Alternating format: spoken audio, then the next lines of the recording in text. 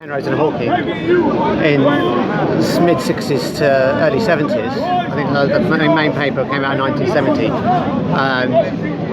Probably the idea was mid-60s. It had origins back in the 20s. Yeah. But neither Penrose nor Hawking, nor anyone else in cosmology, thinks that those singularities are realistic descriptions of the universe.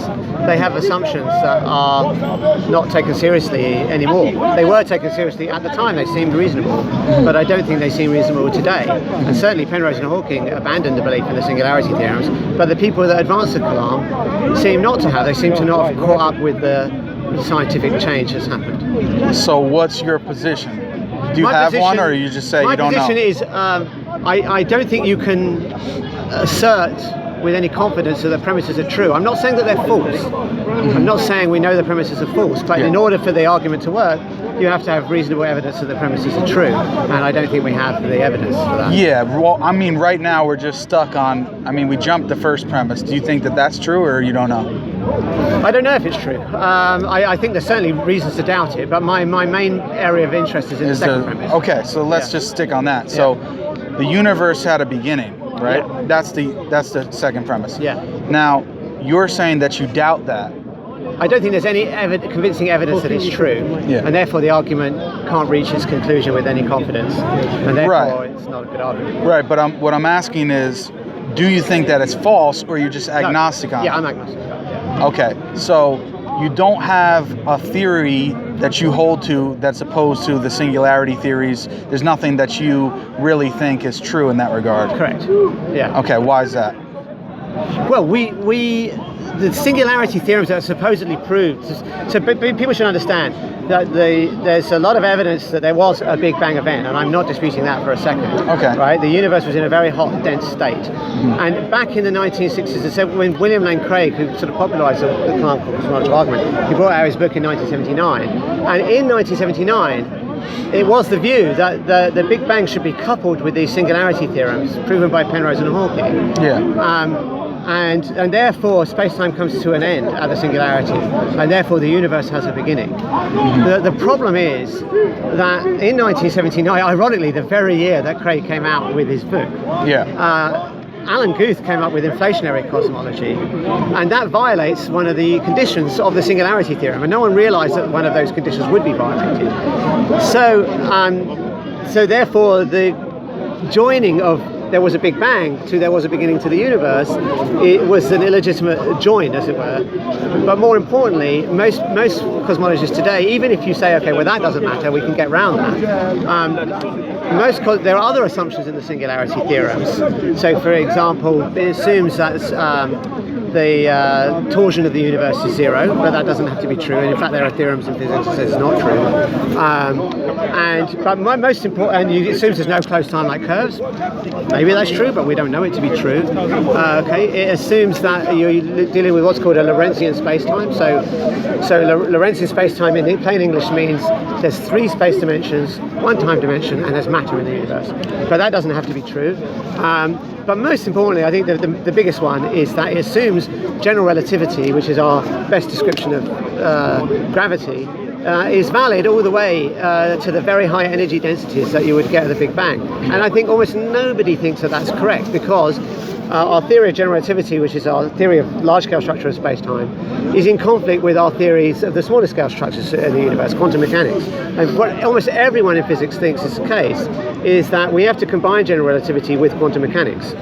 Now, since we don't have so this is called a quantum theory of gravity. Now, we don't have a well-verified theory of quantum gravity, and so we don't know what happened. However, there are well-advanced contenders for quantum gravity, so things like string theory, loop quantum gravity, and so on, and they seem to say there was no singularity and that the universe existed before the Big Bang. Now, I'm not saying that's definitely right, we don't know yet, but they seem to be our best contenders at the moment.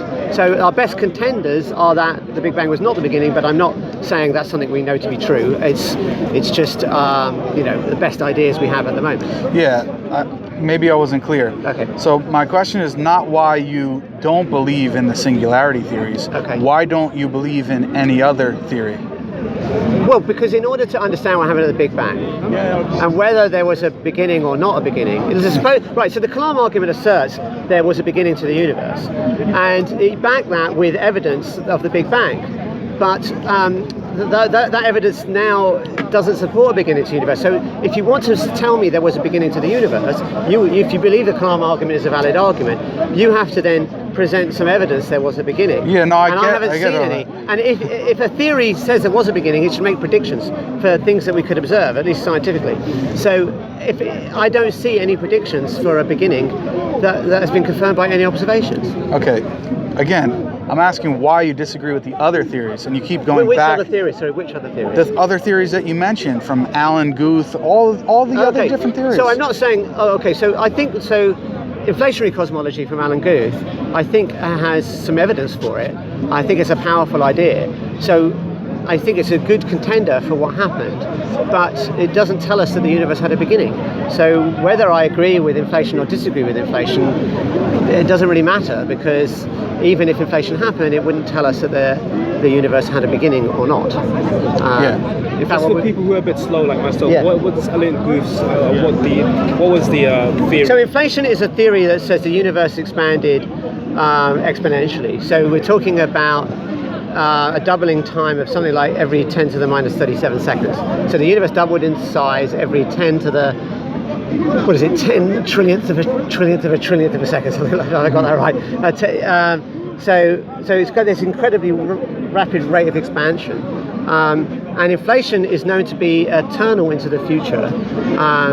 So it seemed to make an infinite number of universes. But I don't think, whether inflation happened or not, and it did make some predictions that have been confirmed by experiments. So it would seem to predict a flat universe, although there's disputes about that. But I think the consensus is it predicted a flat universe, and we do observe a flat universe. So there is, therefore, I think, some evidence for inflation. But there are other ways to get a flat universe. So I wouldn't stick my head out and say inflation is definitely true. So you're just saying we don't have enough information in general? Correct. Okay. Correct. So yes. You're not persuaded by the scientific evidence? No. But do you think are you? there's... I mean, out of interest, are you? Yeah, I am. Why? But hold on a second. Okay, sure. Do you think that there's any other evidence for the second premise? For the second premise? Yeah. There have been other... Yeah, there's been two other pieces of evidence. So the other is the second law of thermodynamics. And what else? And the other is the argument against reality of infinity. So I think both of these are bogus arguments. Okay, so what do you have a problem with the actual infinite argument? What's the problem with Craig has presented it, and he said, like, to quote him in his debate with Christopher Hitchens, he said mathematicians recognize that the existence of an absolute infinity leads to self-contradictions. And the example he gave is that if you subtract infinity minus 3 and you subtract infinity minus 4, you get the same answer. Yeah. And therefore infinity is contradictory. That was his argument that he gave. Now, that is just a bogus argument. And just to let you know, I've made a new film. It's on my channel, Skydive Film. And we have a lot of the world's leading philosophers of mathematics discussing this argument, including Adrian Moore, who is the editor of Mind, which I'm sure you know is probably the leading philosophy journal in the world. It's a co-editor of Mind. Okay, and he also is actually, he's basically saying this is nonsense. And we also have Daniel Isaacson, who is one of the world's leading logicians. He's a professor of the philosophy of mathematics at Oxford. And we go into these arguments. So we have various other philosophers involved. Alex Malpass, who's published some very brilliant papers in Mind and other journals. Yeah, I recently had a discussion with him, actually. Okay, right. Have you seen it? So I haven't seen that particular discussion, no. But basically, infinity subtraction from infinity is not well defined. But that doesn't mean that infinity is contradictory. And I wouldn't say no one, but virtually no one in mathematics thinks that leads to a contradiction. It just means it's not got a well-defined answer. And it's obvious that it shouldn't have a well-defined answer, and there's a reason for that. Because when you think about normal numbers, let's take 100, right? If I ask what's the whole number before 100, you can say, well, it's 99, right? There's a one lower than 100, okay? Yeah. But there can't be one lower than... So if I ask 100 minus 1, there's a very obvious answer, 99, right? Yeah. But if I ask what's 1 minus infinity, infinity is not a number like 100 is. It's something that, by definition, is endless. So it doesn't have a 1 less than, right? You can't ask what's 1 less. You can ask what's 1 less than 100, 99. But there's not 1 less than infinity. because infinity by definition is something that is endless. Or natural number. Right, so similarly, now division by zero also doesn't have a well-defined answer. It doesn't follow from that zero is a contradictory concept. It just means that that particular operation doesn't have a well-defined answer. But that doesn't mean that infinity is incoherent or contradictory. Yeah, so do you think that you can reach infinity by successive addition? You can't add up a bunch of finite numbers and then get an infinite number. I agree with that. But if I had an infinite number of times, what is the infinite number of what? It's Sorry. an infinite amount of time. So in a finite number of steps, you can't go to the infinite. If I add up 2 plus 2 plus 2, and I keep going, you'll never reach infinity. I'm not going to just stop and get to infinity, but that doesn't contradict infinity, because infinity is saying there is no stopping point. That's what infinity means. It's no endless. Stopping point for what? Sorry. For anything, right? It's endless. Infinity means endless. That's what infinity means. Is it going in both directions or just one? Well, you can define an infinity in both ways. You could define a line as having a start and going on forever in one direction, or you could define it in both. You could define a part. You could have a universe that has a beginning that is infinite into the future, and you could have a universe that is infinite into the future and to the past. Yeah, but I'm saying the point we're at now, this moment right now, if we go from here back into the past, do you believe that an infinite amount of time has progressed or passed? I'm not claiming the universe is past infinite. I'm saying we don't know. But what I am saying is there's no reason for. But if it were past infinite, then that would be true, wouldn't it? No, it wouldn't, because you're assuming that there's a beginning that's infinitely far away. But the hypothesis I that didn't say there was a beginning. I never said there was a beginning. I said that an infinite amount of time would have already passed, an infinite amount of moments. There would be an infinite number of moments, yes, I agree with that, yes. Okay, yes. So if we go from this point backwards, right? Yes. We won't get to a beginning, yes. We won't get to a beginning. If the past is infinite, yes. Correct. But at each moment in the past, if we were to label those moments, how would you do it in a non-arbitrary fashion? I'm not sure. Well, in relativity, you can't. There's no definite now in relativity, so you can't. There's no unique now. Craig, who defends this argument, has had to modify relativity with something called a neo-Lorentzian interpretation of relativity. But I think, unless you do that, unless you abandon basically standard physics, there is no now that the universe has to get to. There just is no well-defined notion of now. So you reject the A theory of time?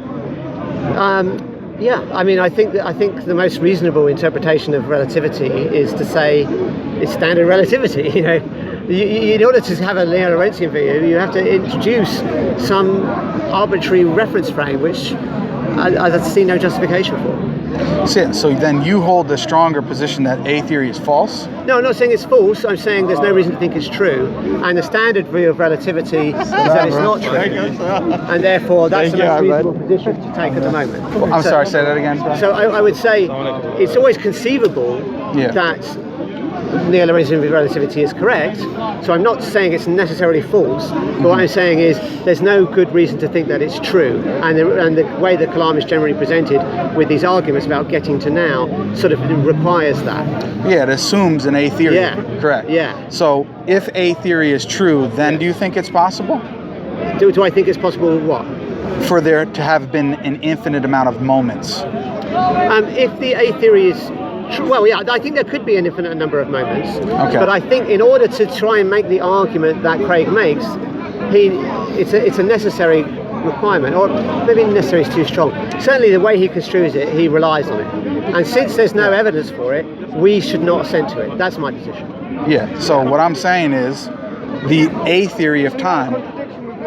Go on, how so? You can't have unlimited made out of negatives, but now you just said that they can be a moments.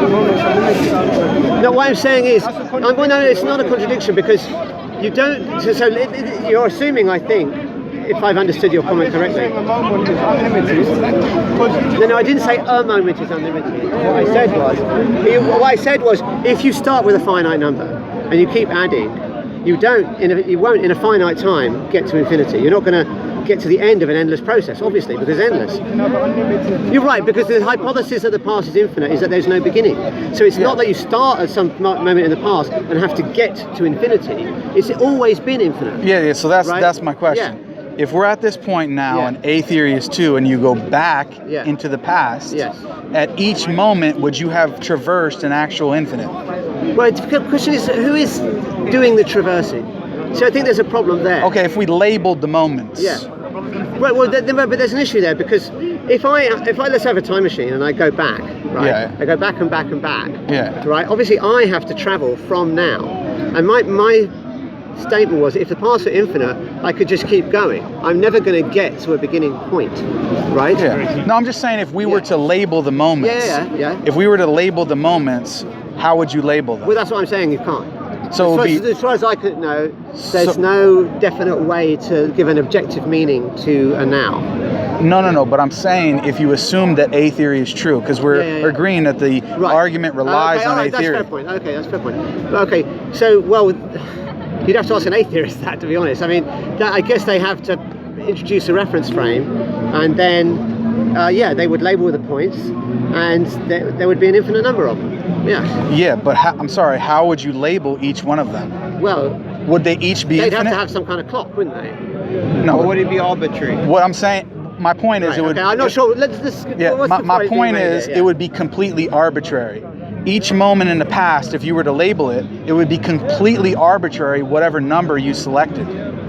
I'm not really sure on the A theory. It's not arbitrary, as I understand it. It would be, because if you had an infinite past from this moment going backwards, each moment, if you were to label it, and say I labeled it 5, I selected a particular moment, and I labeled it 5. Yeah. What would be the reason for me labeling it 5? There is no sufficient reason. According to Craig, you can use cosmic time as a non-arbitrary clock. Now, I think he's wrong about that, but that's what he asserts, and I think that does. My understanding is that does follow from his view of relativity. Yeah. So you could use cosmic time. That's the time, like you measure since the Big Bang, as a non-arbitrary clock. Now, I think he's wrong about that, and in our film we explain why I think he's wrong about that. Yeah. But in his view. And he is, I think, the most well-versed defender of the Kalam argument. Then that would be a non. But I'm not sure what the point of this is. My point is that the problem is that it goes against the PSR, or the principle of sufficient reasons.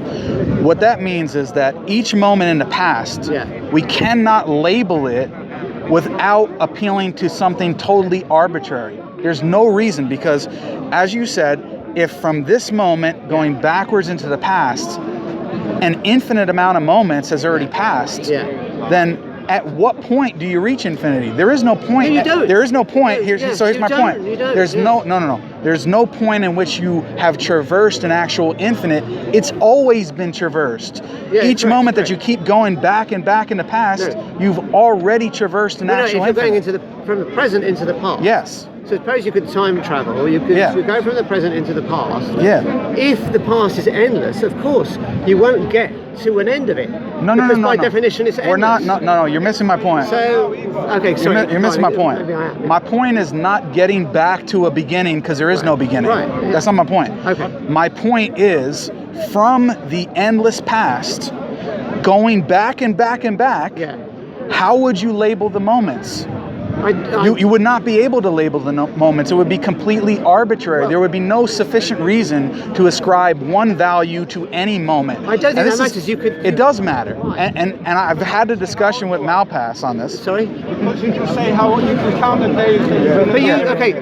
So let's suppose you can't label them. Let's just give that assumption. Okay, right? but let me explain to you the point. The point is this, and I've discussed this with Alex Malpass, he's a well-known philosopher. And this problem was presented, and he agreed, and he said basically it's just spooky. The fact of the matter is, at any moment, if you were to ascribe a value, in actual fact, you've already had an infinite amount of moments at every moment that has preceded this one. Yes. That's the problem. But I don't see what the problem is. Because you're supposedly traversing an infinite amount of time. No, but you're not. But that's the thing, right? So this is the thing. When we know example we gave, we imagine it's always been at infinity. Yes, that's the point. Yes. It's just like boom, infinite. It's always there. But what's the problem with that? Because the problem is that Alex Malpass's argument on this. Yes, of course I do. Right. So what's Alex Malpass? What he's arguing He's saying you can't end an endless series. Yeah, correct. But you can end a beginningless series. Well, That's his argument. His argument is that you can end a beginningless series, and the point is, if you can end a beginningless series, why did you end at the moment that you did? No, but It's totally arbitrary. Okay, personally, I don't see that. Yeah, but what I'm saying is, if it's arbitrary, I don't see that it matters. That's what I'm Because it matter. violates It the doesn't. PSR. Well, okay, so that's a separate argument. That's not the No, that is the so argument. I don't agree with the principle of sufficient reason. Okay, you don't? No. Why? I think that's an assertion. Why? Because, but then we're going to get onto the principle of sufficient reason as a No, but it's debate topic. directly related to Okay, this. that's going to change the subject, and I it's don't want to not. go there, right? That's going to change the subject because now we're going to get onto the whole debate as That's to the whether whole you have- argument, You have brother. if you Right. agree with Alex Malpass, you have to argue why Well, okay, I it's don't- potentially possible okay. to end a beginningless series. Yes. Okay, no. Now, but- Jake's presented an argument to say that you can't end a beginningless series because at every moment there is an actual infinite that's been traversed. I'm not saying whether that's right or wrong, okay? I'm agnostic about whether you can end a beginning of a series or not. So I'm not But that's necessarily my- saying yeah, that's my- Alex. my You have to argument- debate that with Alex. I've You have already to debate, done it. Okay, fine, but you're debating me. Yeah, and I'm right? saying to you, Okay, I'm giving you fine. an argument to show. Yeah, but I that don't assent to this assumption that you can. I don't know. I mean, I'm agnostic about that. You Yeah, have to well, I'm debate giving that you an with argument Alex. that you can't. Right, but I don't agree with your argument. Why? So you have to Because answer I think why. it doesn't matter that. Why I don't doesn't think it matter? matters whether you can get to the end of a beginning of the series. Why doesn't it matter? Why? Because all we want to know is the past beginningless or not? Okay, we want to know that. Okay, so what reasons? So the first thing you should do before you know anything is say, look, I don't know. Okay, so there you can ask what reasons have been given for the finitude of the past. Right? Have there been sufficiently good reasons to assert that? Okay, Yeah. so certainly I've mentioned the scientific ones. You've said you think they are good scientific reasons, but you haven't said what they are. And I so straight away I think the scientific case is completely flawed. Right? There's no good reason scientifically to think the universe had a beginning. And you've said that you think there are, but you haven't said what they are. Now you've said. Then we go on to the philosophical argument. Yeah, and 'cause I told think you they're stronger. that- okay, fine. You have to debate those with Alex because I told you that my area of expertise is the second premise and the scientific one. Now Alex No, asserts. you didn't but say fine, that. fine, okay. But Alex makes his assertions, and you have to debate what Alex asserts with Alex. But in Yeah, order but- for you okay. to make a scientific No, argument, sorry? in order for you to make a scientific argument, you have to justify that it's philosophically possible to create an Yeah, okay, actual and I infinite. don't see any reason why it isn't. Well, I'm So giving you. Okay, one. I don't. Okay, think it's a valid so here's the reason. thing. Okay. First, Yeah. just so the audience knows, Yeah. you've approached me to discuss the Yeah, Quran. that's fine. Yeah. I didn't approach you to No, discuss that's it. fine. That's fine. Then we specifically wanted to focus on Yeah. the second premise. Yeah. Correct. Fine. Yeah. You started bringing up scientific points. Yes, I yes. said, well, is there Okay. other evidence for Okay, it? Because yeah. you're not persuaded by that. Yeah. Me personally, Yeah. I argue it primarily on philosophical Okay, that's grounds fine, that's because fine. I think they're stronger Okay. than the All right, fine, scientific fine. ones. So basically, Now, if you don't like okay. that, that's fine. No, but it's I fine. mean, It's fine. I'm happy to discuss the philosophy, but you can't just say, "Well, Alex Palspas said that, and therefore I should." No, assent but to I'm it." giving a reference for the Okay, argument that's because fine. you mentioned Malpass That's first. fine, I didn't that's know you fine. were going to mention No, it. that's fine. I'm just saying he was in our video. And know. I did ask you, did you agree with Malpass? And you said yes. I didn't say I agree with him on the state that the. And you understood his argument, No, and no, that's why I said his I'm argument saying- is this: You see the way he beginningless. humiliated Malpass? Sorry. You see the way he humiliated Malpass? Yeah, well, that's your assertion. That's your assertion. No, He hasn't I seen don't the agree. video. He I don't hasn't seen agree it. with the principle of sufficient reason. I think the reason I don't agree with it. I mean, I guess well, you want to take that conversation there, and I think that's changing the subject. But ultimately, the principle of sufficient reason is just an assertion, right? There could be brute facts in the universe, and there's no reason to think that there can't be. So I just don't agree with the principle of sufficient reason. If your argument, that line of argument that you're using, needs a principle of sufficient reason, I just deny it. So what's your theory then? If you reject the PSR, I what's reject your the PSR what's your theory? because on there it? might be. I'm not saying there are brute facts, but you can't rule out brute facts, and therefore the principle of sufficient reason is not a good argument. Do you have an alternative? The alternative would be brute facts. So that you have things that are contingent that have no explanation. Yes. No explanation whatsoever. Well, there are. Yeah, that's what a brute fact is. That you get to you basically just like I ask, what are you made of? You're made out of proteins. What are the proteins made out of? Made out of atoms. What are the atoms made of? They're made of blah blah blah. Particle, neutrons and protons. What are the neutrons and protons made of? Made of quarks. And you could just say, well, everything has to be made out of something. But actually it turns out maybe not. Maybe there's a stopping point. So similarly, it's conceivable that when we ask for what caused this, why is there a reason for that? Why is there a reason for that? Why is there a reason for that? It might be, it's certainly conceivable. There's no reason. It could be. I'm not saying this is true. I'm not someone that, Sean Carroll asserts that there are brute facts, and I'm not making that assertion. I don't agree with him. But I think there could be. But you understand the problem that you have when you turn around and say, what are you made out of? Ultimately, you're saying, there is no explanation as to what you're made out of. No, that's not what I said. What I said That's the implication of what you're saying. Okay, hang on. So what I said, I'm trying to give you an analogy of what you're made of. And generally, when I ask what you're made of, you're made of this, it's made of that, it's made of that. And we could ask the question, does it go on forever? Or is there just a stopping point where you just say, like... And there's no explanation at the stopping point. But the question is, what's the difference between that thing which you say bottoms out and the other things which you think you've explained? What's the relevant difference to say that justifies bottoming out and saying, well, this is just a brute contingent fact, and yet you need an explanation for those other things? Well, if you allow for that there, why can I say I don't need an explanation for this book? Well, because you can always look for explanations and try and find them. Exactly. Right? So what's the relevant difference in terms of the properties of this book versus the quark or whatever you say? You could say exactly the same about what's the relative difference between what am I made of? Well, I'm made out of proteins, or they're made out of atoms. Or what is an electron made of? Well, an electron at the moment, given our best description, so why do they require explanations?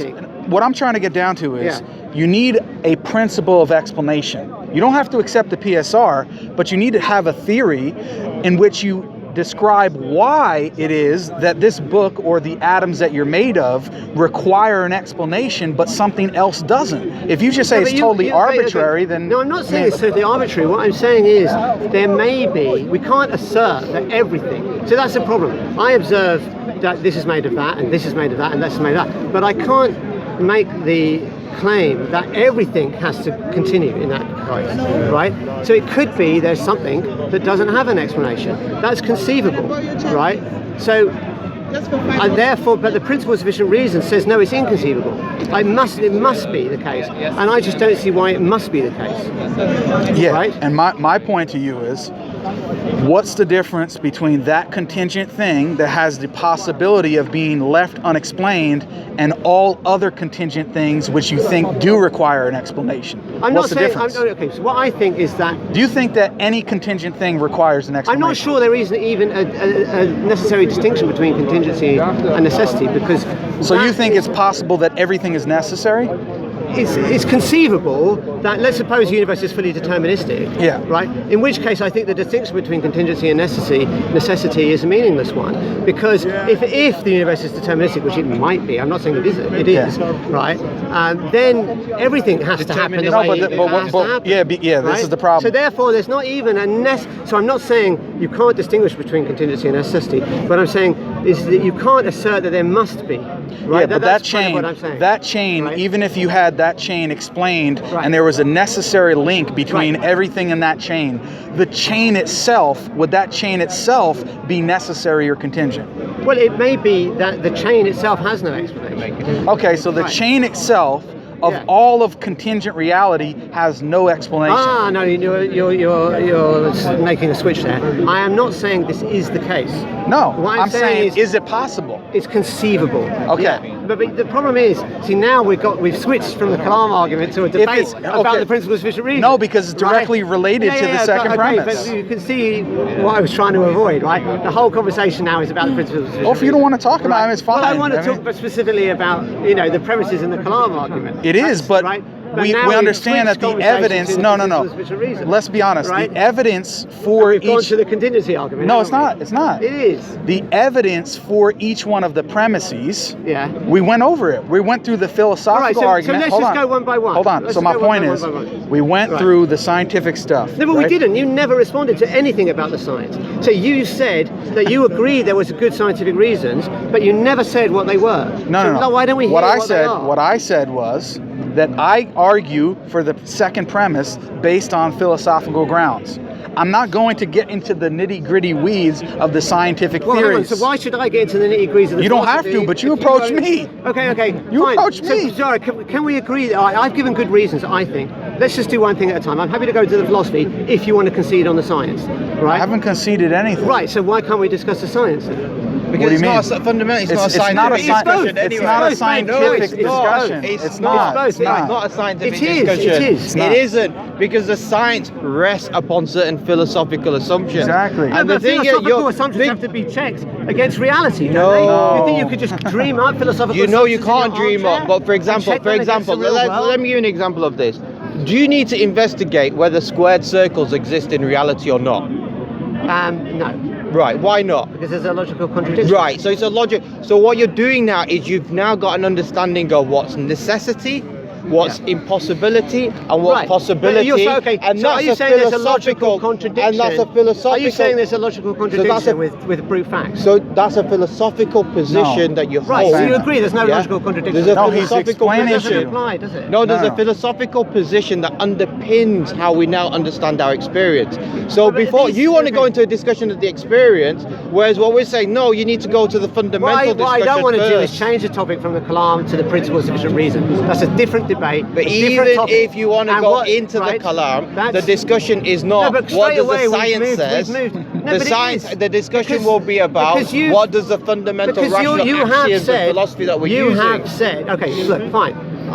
We did discuss the philosophy. I said I don't agree with the principle of sufficient reason. Your philosophical argument is you need the principle of sufficient reason. I dispute that, right? Yeah. We have discussed that, right? Yeah. So I'm telling you the problem. We're still working on the problems. The problem is that you're saying that there's one contingent thing which doesn't require an explanation. No, I'm not saying there is. No. We're saying it's conceivable. Yeah. Okay, if it's conceivable that there's a contingent thing that doesn't require an explanation. But it's not necessarily contingent.